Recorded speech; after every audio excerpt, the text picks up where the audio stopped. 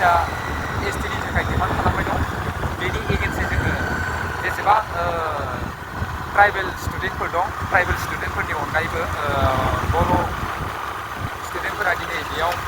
जमा जाफैदों दा बेनि थाखाय जोङो प्रटेस्ट होनो थांगासिनो कलेजाव स' नोंथांमोनखौ भिडिअखौ मोजाङै नायलांगोन होननानै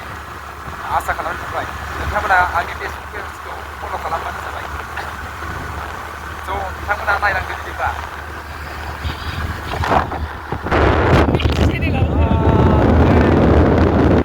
बिथांनि चेनेलाव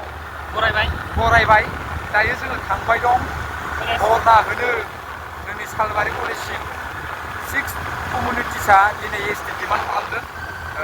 बेनि सायाव बिनि हेंथायै जों दिनै ट्राइबेल फरायसाफोरा स्टुडेन्टफोरा धर्ना होनो थाखाय रेडि जादों आरोना दा जों थांगासिनो नायलांबानो जाबाय